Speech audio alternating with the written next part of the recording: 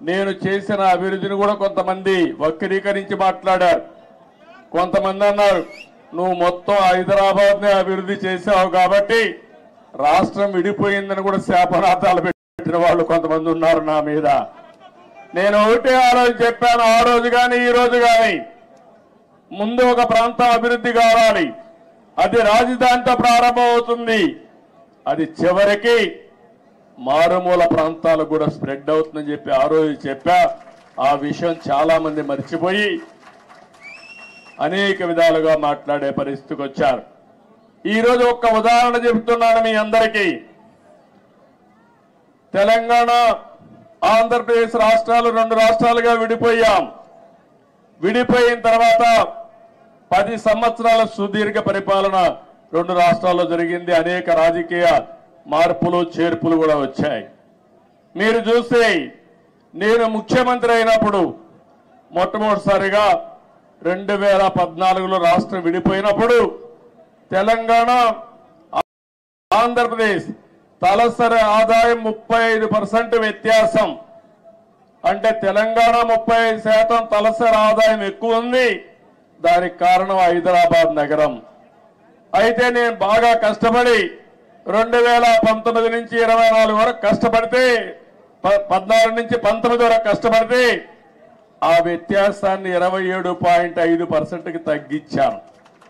అంటే 35 నుంచి 27.5 అంటే 7.5%కి తగ్గింది. మళ్ళా ఒక ప్రభుత్వం వచ్చింది, విధ్వంస ప్రభుత్వం వచ్చింది. 5 ఏళ్లు ఇష్టానుసారంగా చేశారు. ఈ రోజు ఎంతవరకు పోయిందంటే 44% పెరిగిపోయింది. అంటే మీరందరూ గుర్తుపెట్టుకోవాలి, కుండ వాళ్ళందరూ కూడా, విభజన వల్ల జరిగిన నష్టం కంటే పాలన వల్ల 5 సంవత్సరాలు అక్కడ నష్టం జరిగే పరిస్థితి వచ్చింది. అదే ఈసారి రాకపోయింటే తెలంగాణకు ఆంధ్ర రాష్ట్రానికి 100% వ్యత్యాసం వచ్చేసేది. కానీ ఒకటే నేను కోరుకుంటున్నా, తెలంగాణ ఒక స్థాయికి వచ్చింది.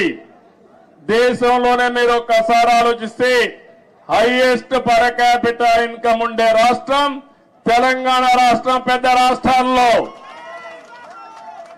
3,08,732 రూపాయలు తలసరి ఆదాయం గుజరాత్ కంటే ఎక్కువైంది, మహారాష్ట్ర కంటే ఎక్కువైంది, కర్ణాటక కంటే ఎక్కువయ్యే పరిస్థితి వచ్చింది. ఇప్పుడు ఆంధ్రప్రదేశ్ చూస్తే 2,19,518.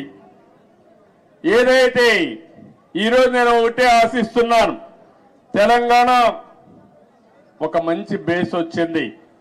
దీన్ని నెక్స్ట్ లెవెల్కు తీసుకుపోవడానికి ఇక్కడ పాలకులకు అవకాశం ఉంది. ఆంధ్రప్రదేశ్ ఇబ్బందుల్లో ఉంది. కానీ నేను ఒకటే చెప్పాను, ఇబ్బందులు అధిగమించి మళ్ళీ ఆంధ్రప్రదేశ్ ను కూడా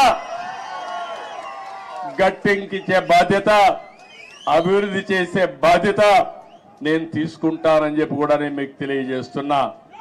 నా ఆలోచన ఒకటే, ఒక్క విషయం మీరందరూ గుర్తుపెట్టుకోవాలి. నేను పదే చెప్తున్నాను, కొంతమందికి నమ్మకాలు ఉండవు.